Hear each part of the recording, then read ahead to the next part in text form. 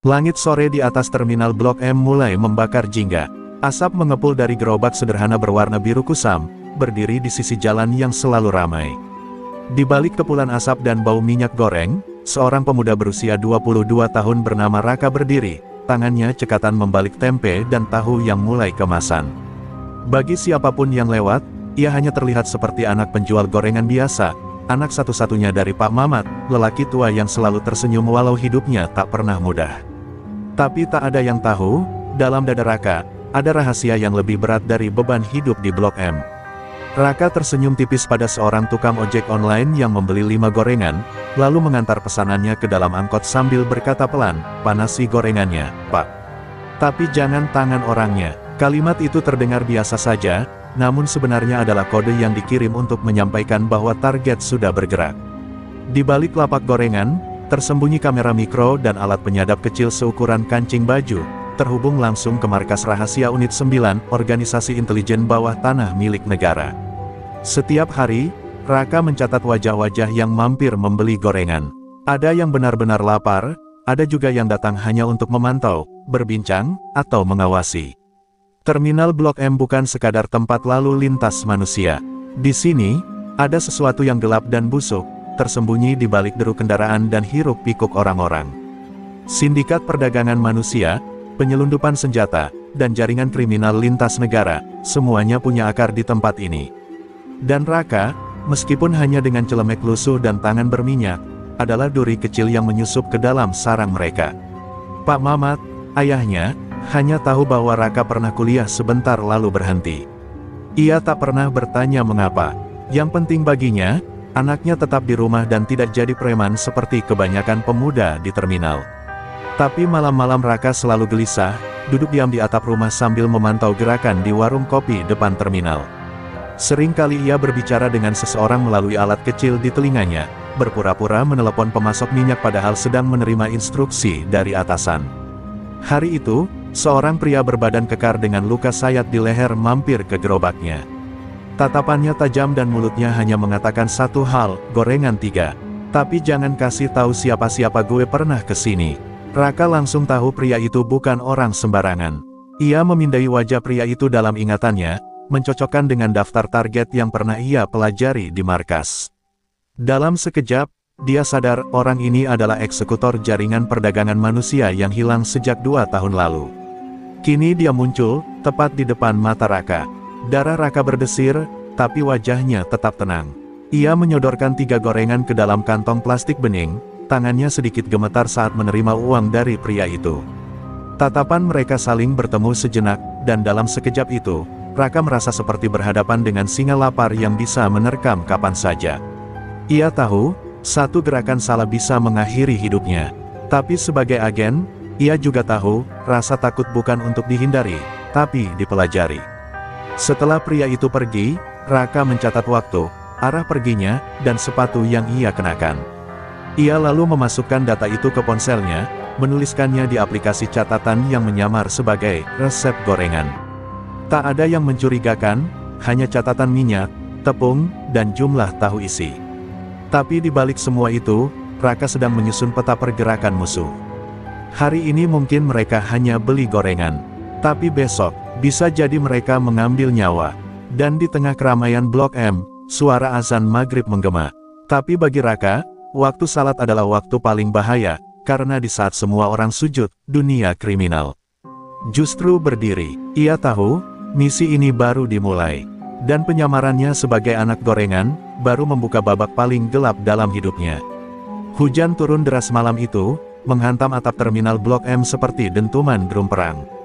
Raka berdiri di bawah tenda kecil gerobaknya yang mulai bocor, menatap ke kejauhan. Pandangannya terpaku pada sebuah warung kopi yang berada persis di seberang jalan, tempat yang selama ini ia curigai sebagai titik kumpul kelompok kriminal. Hari ini, untuk pertama kalinya, ia melihat sesuatu yang tak bisa diabaikan. Seorang gadis remaja, kira-kira usia 14 tahun, masuk ke warung itu dengan wajah bingung dan ketakutan, dan tak pernah keluar lagi. Tangannya yang dingin karena hujan menggenggam erat senter kecil yang sekaligus berfungsi sebagai pemindai jarak pendek. Ia mengarahkan cahaya ke papan kayu tua di dekat warung, dan dalam detik itu juga, data lokasi dikirim otomatis ke markas Unit 9. Target masuk ke lokasi gelap. Diduga korban baru. Permintaan pengintaian tingkat 2, bisik Raka lirih, suaranya ditelan suara hujan. Ia tahu tidak bisa bergerak sendiri malam itu, tapi juga tak bisa menunggu terlalu lama. Setiap detik, gadis itu bisa saja dibawa pergi, atau lebih buruk lagi, dibungkam selamanya. Warung kopi itu bukan tempat biasa. Dindingnya dari triplek tua yang tampak rapuh, namun Raka tahu, di baliknya ada pintu besi rahasia menuju lorong bawah tanah yang terhubung ke gudang tua di belakang pasar. Itu informasi yang ia dapat dari satu-satunya informan yang sempat hidup cukup lama untuk bicara. Informan itu kini sudah hilang, hanya meninggalkan selembar kertas basah bertuliskan kata, lapisan ketiga. Raka belum tahu apa maksudnya, tapi instingnya berkata, ini lebih dari sekadar jual beli manusia. Ada yang jauh lebih besar sedang dipersiapkan di balik warung lusuh itu. Pak Mamat sempat menyuruh Raka pulang lebih awal karena hujan, tapi Raka menolak. Masih banyak gorengan belum laku, katanya, sambil menambahkan, mau bantu ibu-ibu yang kehujanan. Alasan itu cukup membuat ayahnya percaya, tapi dalam hati Raka sedang memantau seorang pria bertubuh kekar dengan jaket loreng militer, orang yang sama yang kemarin membeli gorengan dengan pesan misterius. Kini pria itu duduk santai di warung, tertawa keras, tangannya memeluk seorang wanita muda seperti sedang merayakan sesuatu. Tapi Raka tahu, tak ada yang lucu dari tawa itu. Itu adalah tawa predator. Malam semakin gelap, terminal mulai sepi, tapi warung kopi justru makin ramai. Beberapa pria datang naik motor, semuanya mengenakan masker dan topi. Raka mencatat plat nomor motor mereka dengan cepat. Ia sempat mengaktifkan mikrofon jarak jauh dari dalam topinya, namun hanya suara obrolan samar yang ia dapat. Sampai akhirnya satu kalimat terdengar cukup jelas, besok malam, Pelabuhan Muara Baru. 20 kepala, kirim cepat. Raka langsung kaku. 20 gadis akan dikirim keluar kota. Ini bukan waktu untuk ragu. Ini waktunya bergerak. Tiba-tiba, sebuah tangan menyentuh pundaknya dari belakang. Raka refleks menarik pisau kecil dari pinggangnya, siap menusuk, sebelum matanya bertemu dengan wajah keriput yang ia kenal, Pak Mamat. Kamu ngelamun, Kak, sudah malam, ayo pulang. Bapak takut kamu masuk angin. Raka menyimpan pisaunya cepat, pura-pura tersenyum. Tapi hatinya berkecamuk. Ia hampir saja membunuh ayahnya sendiri karena terlalu larut dalam dunia gelap ini. Dan untuk pertama kalinya, ia merasa takut bahwa penyamaran ini mulai menggerogoti batas antara dirinya dan kenyataan. Sebelum pulang, Raka menatap warung kopi itu sekali lagi. Seorang lelaki gemuk menutup tirai warung dengan kasar, seolah tahu mereka sedang diawasi. Dalam hati, Raka mengerti, ini bukan sekadar misi. Ini sudah jadi perang, dan dirinya, si anak gorengan, hanyalah pion kecil. Dalam papan catur berdarah yang tak pernah memilihnya. Tapi ia tak punya pilihan lain. Karena jika ia tak bertindak, tak akan ada orang lain yang selamat. Pagi di Blok M terasa lebih dingin dari biasanya, bukan karena angin, tapi karena bisik-bisik kehilangan yang mulai terdengar dari para pedagang dan sopir. Raka sedang merapikan gerobaknya ketika seorang anak perempuan kira-kira 9 tahun berdiri terpaku di depannya. Bajunya basah, rambutnya kusut, dan matanya merah. Abang lihat kakakku nggak? Namanya Rina, dia kerja di salon dekat sini, tapi 3 hari ini nggak pulang-pulang, katanya lirih, nyaris tak terdengar di tengah kebisingan pagi. Raka terdiam sejenak. Nama Rina langsung mengingatkannya pada daftar korban potensial yang dikirim dari pusat unit 9. Ia mengajak anak itu duduk di bangku plastik kecil di sebelah gerobak, sambil memberinya pastel hangat. Salon yang mana, Dik? Tanya Raka sambil membuka catatan di ponselnya secara tersembunyi. Si anak menunjuk arah yang tak jauh dari warung kopi mencurigakan itu. Seketika, jantung Raka berdegup lebih cepat. Semua mulai terhubung. Menurut cerita si anak, Rina disuruh mengantar perawatan rambut malam hari ke seseorang di dalam warung kopi, dan sejak itu tidak pernah terlihat lagi. Polisi sempat dimintai tolong oleh ibu mereka, tapi jawabannya klise, anaknya mungkin kabur. Raka menggertakkan gigi. Ini bukan soal kabur, ini penculikan, ini perbudakan, dan orang-orang di warung itu adalah perantaran Raka. Raka mengirim laporan darurat ke unit 9. Tak butuh waktu lama, suara pelan dari alat di telinganya menyahut, data diterima. Operasi pengamatan tingkat 1 disetujui. Jangan bergerak sendiri, Raka. Tapi Raka tahu, Kalau ia menunggu birokrasi itu berjalan, bisa-bisa Rina dan gadis-gadis lainnya sudah dikirim ke luar negeri lewat jalur gelap. Ia tidak bisa duduk diam, terutama saat ia melihat bagaimana si adik itu menatapnya, penuh harap, seolah ia satu-satunya manusia yang bisa diandalkan di dunia ini. Hari itu, Raka mulai menyusuri jejak Rina. Ia pura-pura jadi pelanggan salon, mencari tahu siapa yang terakhir melihatnya. Pemilik salon, seorang ibu parubaya bermata curiga, hanya menjawab singkat, Rina memang bandel. Katanya mau nyari uang sampingan, pergi malam-malam bawa alat ke pelanggan. Tapi dari nada suaranya, Raka tahu wanita itu menyembunyikan sesuatu. Ia menyusupkan alat penyadap di meja kasir sebelum pergi, berharap bisa mendapatkan info tambahan malam nanti. Kembali ke gerobaknya, Raka memandangi kerumunan yang hilir mudik. Di antara mereka, terlalu banyak yang bisa jadi pelaku, atau korban. Terminal Blok M bukan lagi sekadar tempat orang naik turun kendaraan, ia telah menjadi pasar gelap yang menyaru dalam rutinitas kota. Dan dirinya, seorang anak gorengan dengan identitas ganda, hanya bisa mencatat satu jejak demi satu jejak berharap semuanya belum terlambat. Malamnya, saat terminal mulai sepi, Raka duduk di atap rumah, menyalakan alat penyadap jarak jauh yang terhubung ke salon. Suara yang ia dengar membuat darahnya membeku. Besok, 2 gadis lagi. Siapkan dokumen palsu. Jangan sampai bocah gorengan itu curiga. Itu suara wanita pemilik salon, bicara pada seseorang lewat telepon. Raka mengepalkan tangan. Ia tahu identitasnya mulai terendus. Namun, satu hal sudah pasti, Rina masih hidup. Dan selama napasnya belum berhenti, Raka bersumpah akan membawa gadis itu pulang. Apapun taruhannya, malam itu, angin berhembus seperti membawa bisikan kematian. Di balik gemerlap lampu terminal yang nyaris mati satu persatu, Raka berjalan perlahan menyusuri gang sempit di belakang salon. Satu tangan menggenggam senter kecil, satu lagi menempel pada sarung pisau di balik pinggangnya. Langkahnya nyaris tak bersuara. Ini bukan patroli biasa, ini perburuan. Dan, Raka tahu, jika ia lengah sedikit saja, malam itu bisa menjadi malam terakhir dalam hidupnya. Tadi sore, pesan terenkripsi dari unit 9 masuk, sinyal korban terdeteksi dari koordinat belakang salon. Diduga ada lorong bawah tanah. Tanpa menunggu dukungan, Raka memutuskan menyusup lebih dulu. Bukan karena ia bodoh, tapi karena ia sudah terlanjur menanggung harapan terlalu banyak orang yang tak bisa melawan. Termasuk gadis kecil yang pagi tadi memeluk kakinya sambil berkata, "Tolong, Bang. Jangan biarkan kakakku dijual." Lorong itu sempit dan bau apek, dindingnya dari batu bata lembab dengan suara tetesan air seperti detak jantung. Lampu-lampu neon berkedip lemah, menambah suasana ngeri. Raka menyalakan mode perekaman di alat penyadapnya, setiap langkahnya direkam, setiap napasnya menjadi data. Beberapa meter ke dalam, ia menemukan bercak darah di lantai, belum kering. Itu cukup menjadi pertanda bahwa tempat ini bukan sekadar jalur rahasia, ini tempat penyiksaan, mungkin juga pembantaian. Tiba-tiba, suara pelan terdengar dari depan. Tangisan tertahan. Raka merunduk, menyelinap lebih dalam. Di balik jeruji besi yang tersembunyi di balik dinding palsu, ia melihat 2 gadis remaja duduk memeluk lutut, tubuh mereka gemetar, wajah mereka luka. Salah satunya mengenakan seragam salon. Raka mengenali wajahnya dari foto, itu Rina. Tapi sebelum ia bisa bergerak, suara berat dan kasar menggema di lorong, "Siapa di sana?" Raka mematikan senternya, bersembunyi di balik tong kosong yang berkarat. 2 pria muncul dari balik pintu besi, salah satunya membawa senjata laras pendek. Mereka mulai memeriksa lorong, senter mereka menyapu setiap sudut. Nafas Raka tertahan, jantungnya menggedor dada. Jika mereka menemukannya sekarang, misinya gagal.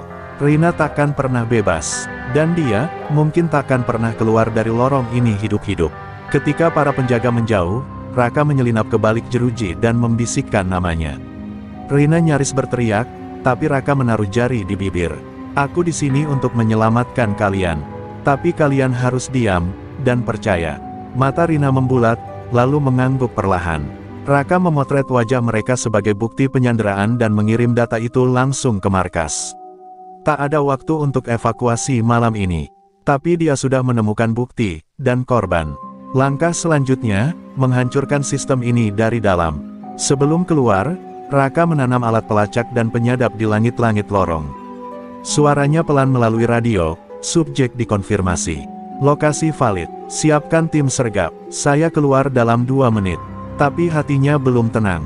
Karena dalam lorong itu, ia juga melihat sesuatu yang membuat bulu kuduknya berdiri. Sebuah papan daftar nama.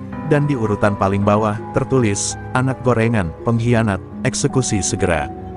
Dan untuk pertama kalinya sejak jadi agen, Raka merasa bukan sedang memburu, tapi diburu.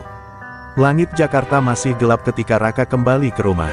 Gerobak gorengan sudah digeser ke sudut, dan dari jendela kecil rumah kayu itu, ia melihat Pak Mamat tertidur di kursi dengan selimut tipis. Wajah lelah ayahnya itu membuat dada Raka sesak. Ia tahu, lelaki tua itu tidak pernah tahu siapa anaknya sebenarnya. Baginya, Raka hanyalah bocah keras kepala yang dagangannya sering tak habis, tapi selalu membawa pulang senyum dan sisihan gorengan buat makan malam. Padahal, di balik itu, anaknya telah berjalan di jurang kematian setiap malam. Di kamar sempitnya yang penuh tempelan poster bola lama, Raka menyalakan lampu kecil dan duduk di lantai. Ia membuka kotak kayu di bawah tempat tidurnya, tempat ia menyimpan barang-barang pribadi yang tak pernah disentuh siapapun. Di dalamnya, ada sepucuk surat yang belum pernah ia kirim. Surat untuk ibunya, yang sudah meninggal saat ia masih remaja. Ia menulis surat baru malam itu. Tangannya gemetar. Bu, Raka capek. Dunia ini jahat, Bu. Raka cuma pengen jualan gorengan dan bikin bapak bangga. Tapi tiap malam, Raka lihat anak-anak seumuran Raka dibuang kayak sampah. Dijual, disiksa, dilenyapkan. Kadang Raka nanya, kalau Raka nggak kuat, boleh nggak berhenti aja. Tapi suara ibu selalu datang. Katanya, jangan biarin orang jahat menang. Jadi Raka masih di sini, Bu.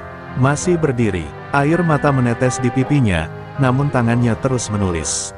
Di balik segala ketangguhan yang ditunjukkannya di lapangan, Raka hanyalah anak yang lelah.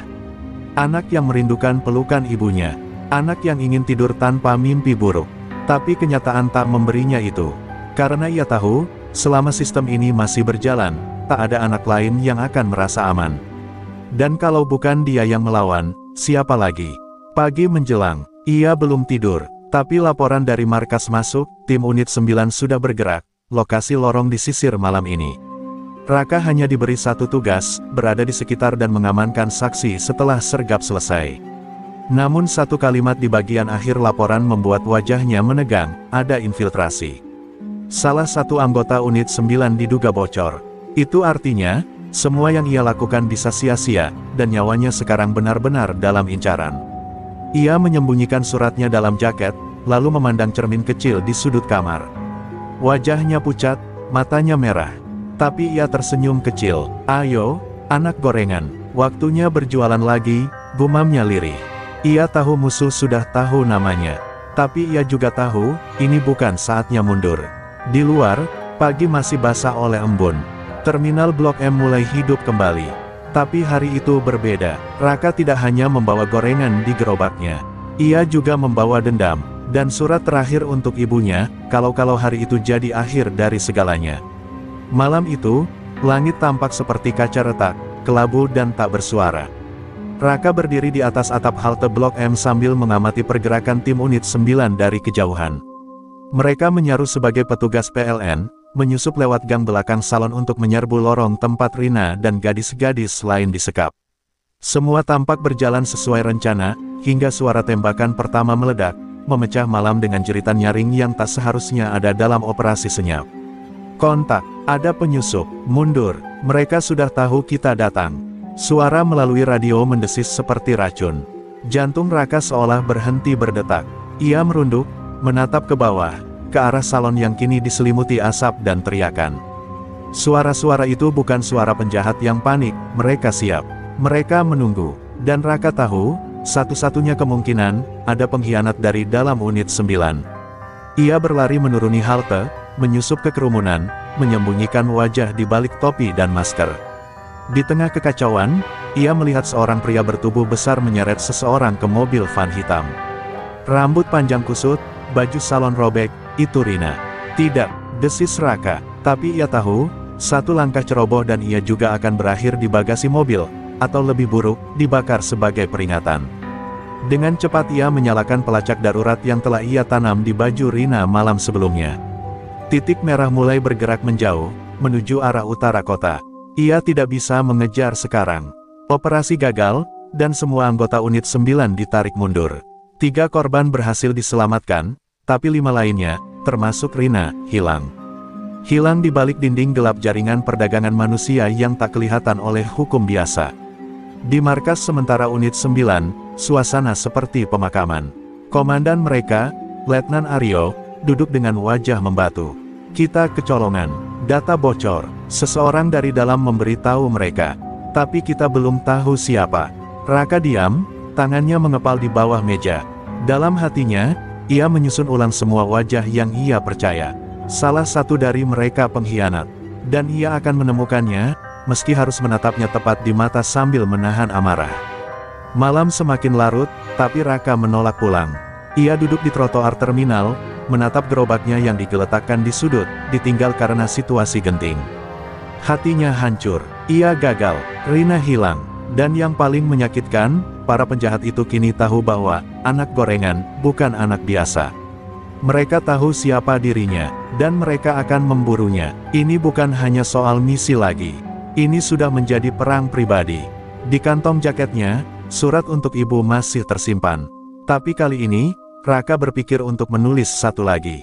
Bukan untuk ibunya, tapi untuk musuhnya. Surat berisi peringatan, kalian pikir kalian menang malam ini. Tapi kalian belum tahu siapa yang sedang kalian lawan. Aku akan datang, dan aku akan membawa neraka bersamaku. Pagi itu, Blok M terasa lebih dingin dari biasanya. Bukan karena cuaca, tapi karena bayangan pengkhianatan yang kini menghantui Raka. Ia berjalan pelan menyusuri lorong pasar, membawa gerobak gorengan seperti biasa. Tapi matanya tajam, mencatat setiap gerak, setiap tatap mencurigakan.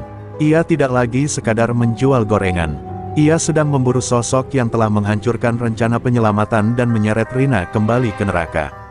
Di markas, hasil analisa forensik radio dan sinyal penyadap mengarah pada fakta tak terbantahkan. Seseorang dari unit 9 memberikan koordinat penyerbuan tepat 1 jam sebelum tim bergerak.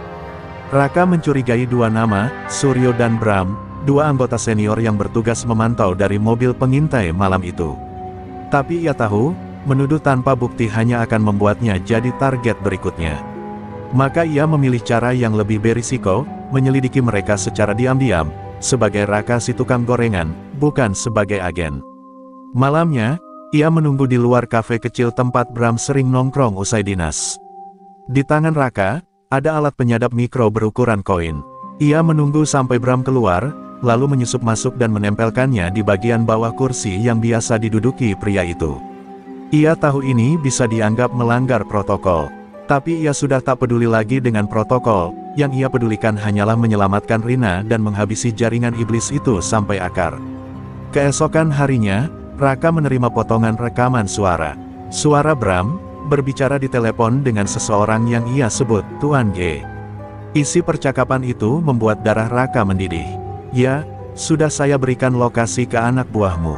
Mereka datang tepat waktu. Korban utama berhasil diambil kembali. Sisanya, biar jadi umpan. Umpan.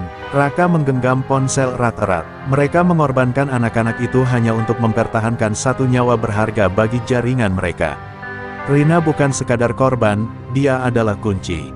Tapi kunci untuk apa? Malam itu, Raka memutuskan menemui Letnan Aryo. Dengan suara gemetar, ia memutar rekaman itu. Letnan terdiam lama, lalu berdiri dan menutup tirai markas. Kau tahu konsekuensi dari ini, Rak? Katanya pelan. Bram bukan sembarang orang. Dia punya koneksi ke atas. Bahkan aku pun bisa dimatikan kalau menyentuhnya secara frontal. Raka menatap tajam. Kalau kau takut, aku akan jalan sendiri, Pak. Letnan menarik napas panjang. Kau gila, tapi, kita memang butuh orang gila untuk melawan ini semua. Untuk pertama kalinya, Raka merasa tak sendirian. Letnan Aryo memberikan akses penuh pada data intelijen rahasia unit 9. Dari situlah Raka menemukan fakta mencengangkan, Rina pernah menjadi informan rahasia. Ia menyusup ke jaringan perdagangan manusia sebagai pekerja salon, mencatat data pengiriman, mengumpulkan nama-nama.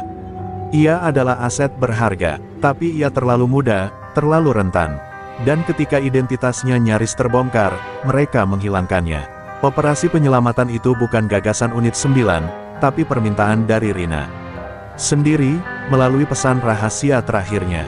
Kini semuanya jelas, pengkhianat, korban, dan motivasi. Tapi satu hal masih menggelayuti dada Raka, Rina masih hidup, dan waktu mereka menyiksanya berjalan setiap detik. Jika ia terlambat, bukan hanya misi yang gagal, jiwa Rina bisa hancur selamanya. Maka ia bersumpah malam itu, tak ada lagi tempat aman untuk para pengkhianat. Bahkan jika ia harus kehilangan dirinya sendiri dalam perjalanan ini.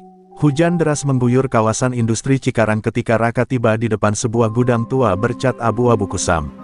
Ia mengenakan jaket hitam lusuh, topi renda yang menutupi sebagian wajah, dan di tangannya, sebuah kotak plastik berisi dokumen yang sejatinya hanyalah isyarat sandi untuk masuk ke dalam. Ia menyamar sebagai kurir gelap, mengikuti jaringan bawah tanah yang biasa digunakan untuk mengirim barang selundupan ke dalam markas organisasi. Setiap langkahnya terasa seperti menapak bara. Sekali saja ia salah bicara, ia akan lenyap tanpa jejak.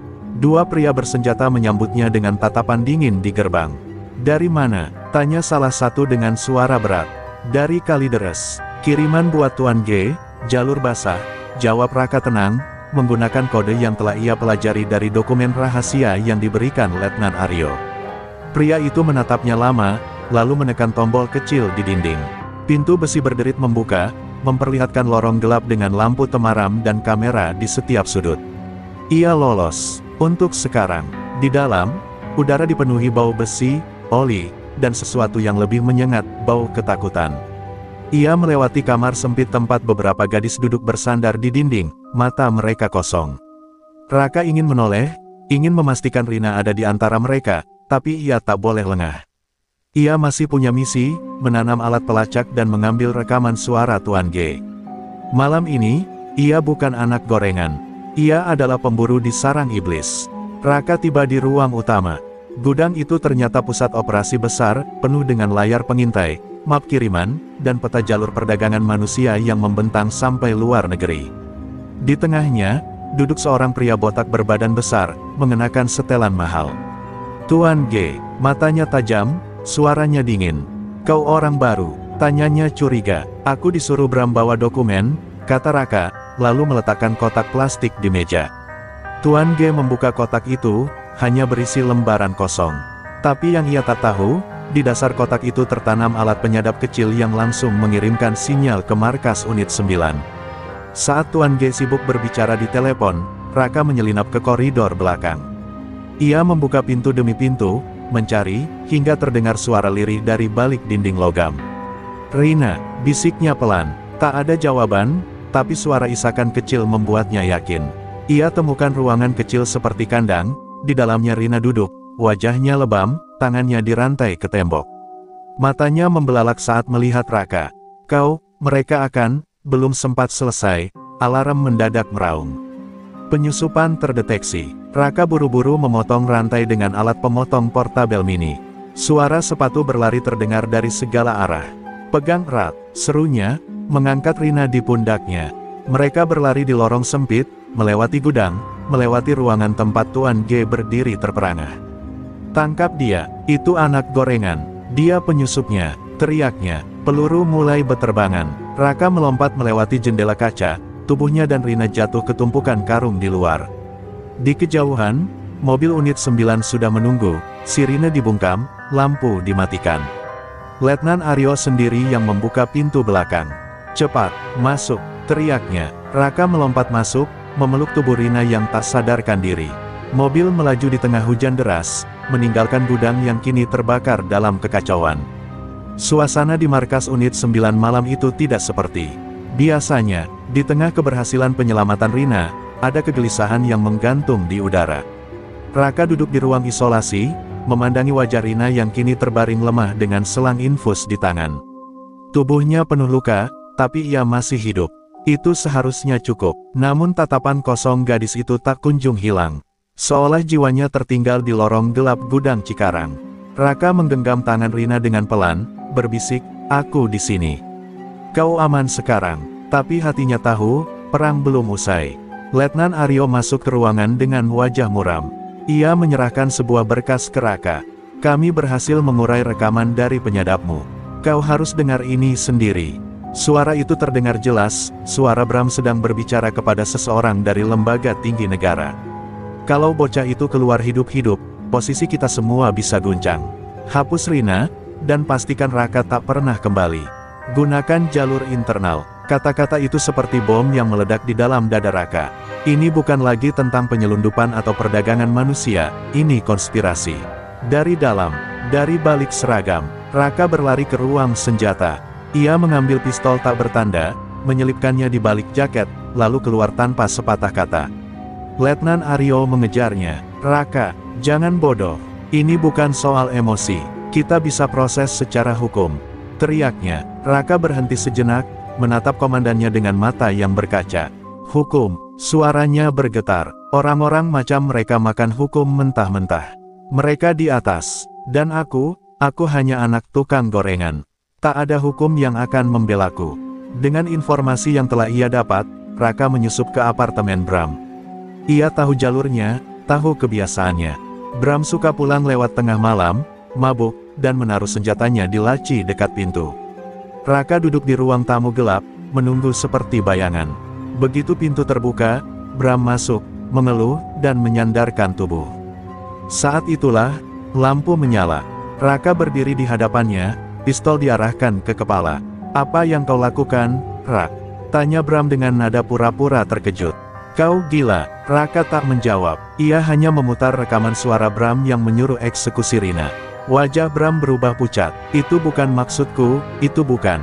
Diam, potong Raka dingin. Aku percaya padamu. Aku anggap kau senior, teman. Tapi kau mengkhianati semuanya, demi apa? Uang, jabatan. Tangan Raka bergetar. Ia bisa saja menarik pelatuk saat itu juga. Tapi di dalam kepalanya, suara Rina bergema, suara lemah dari gadis yang ia selamatkan, yang masih bisa memaafkan dunia yang menghancurkannya. Raka menghela napas panjang, lalu menjatuhkan pistol di meja. Kau akan hidup, tapi kau akan duduk di ruang interogasi. Dan kau akan bicara tentang semuanya. Tak lama, pasukan unit 9 datang dan menangkap Bram, sementara Raka berjalan keluar, basah oleh hujan dan beban yang tak terlihat. Di lorong markas, Rina duduk di kursi roda, ditemani Letnan Aryo. Ketika melihat Raka, bibirnya tersenyum lemah untuk pertama kalinya. Kau kembali, bisiknya. Raka tersenyum balik, mendekat, berlutut di depannya. Aku janji, tidak akan ada lagi yang menyentuhmu. Ini belum selesai, tapi kita sudah menang satu langkah. Pagi itu, matahari akhirnya muncul di atas Blok M dengan sinarnya yang lembut, seolah tahu luka-luka semalam tak bisa sembuh begitu saja. Para pedagang mulai membuka lapak, aroma gorengan kembali menyelimuti udara. Tapi warung gorengan Bu Sari tetap tutup. Di dalam, Raka duduk bersama Rina, menikmati keheningan yang selama ini dirindukan. Ini, tempat semuanya bermula, ucap Rina pelan, memandangi wajan kosong yang dulu menjadi saksi perjuangan ibunya dan tempat persembunyian paling aman di masa kecilnya. Rina belum sepenuhnya pulih, tubuhnya masih lemah, tapi matanya sudah kembali bersinar. Ia tak lagi menjadi gadis yang ditakuti bayangan masa lalu. Di tangannya tergenggam surat pengakuan lengkap dari Bram, disaksikan dan divalidasi oleh para penyidik.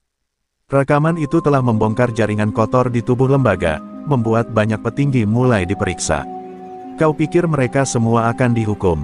Tanyanya lirih. Raka menatap langit sejenak sebelum menjawab, sebagian mungkin akan lolos. Tapi sekarang mereka tahu, kita bukan lagi anak kecil yang bisa diinjak. Letnan Aryo datang membawa kabar baik. Unit 9 akan dibentuk kembali, kali ini sebagai unit khusus independen di bawah pengawasan langsung Presiden. Dan kalian berdua, ia menatap Raka dan Rina bergantian, akan jadi simbolnya. Raka menggeleng pelan, aku hanya anak gorengan, Pak. Tapi Aryo tertawa kecil, justru itu, simbol bahwa siapapun bisa jadi pelindung negeri ini. Bukan karena seragam, tapi karena hati. Sore menjelang, dan Blok M kembali riuh. Tapi kali ini, bukan karena preman atau kerusuhan, melainkan karena satu warung gorengan kecil kembali buka. Bu Sari berdiri di balik wajan, tersenyum melihat putranya yang kini jauh berbeda. Rina duduk di bangku plastik, menyapa pelanggan yang tak pernah tahu apa yang telah ia lalui. Raka, dengan celemek lusuh dan tangan penuh tepung, kembali menjajakan gorengan dengan senyum hangat. Namun di balik senyum itu, ia tahu dunia masih menyimpan luka-luka yang belum terobati. Tapi ia juga tahu, selama ada orang-orang yang mau berdiri, meski hanya dengan tangan penuh minyak dan hati yang menyala, keadilan akan selalu menemukan jalannya. Dan ia akan tetap di sana, mengamati, menjaga. Di antara tumpukan tahu isi dan bakwan, ada seorang agen yang tak pernah benar-benar berhenti bekerja. Saat matahari terbenam, seorang anak kecil mendekati warung itu dan bertanya polos, "Bang, gorengannya satu, boleh?" Raka tersenyum, menyerahkan satu risoles hangat. "Boleh, tapi satu syarat." "Apa?" "Kamu harus tumbuh jadi anak jujur. Karena negara ini butuh lebih banyak orang baik." Di kejauhan, kamera pengawas kecil tersembunyi di tiang listrik berkedip. Dan di balik layar markas baru Unit 9, nama Raka terpampang sebagai informan lapangan aktif. Ia telah kembali ke tempatnya, di tengah rakyat, di tengah panasnya jalanan, menyamar sebagai tak lebih dari seorang anak penjual gorengan. Tapi kini, ia bukan hanya penjajah makanan. Ia adalah tembok pertama melawan kegelapan yang selalu mengintai.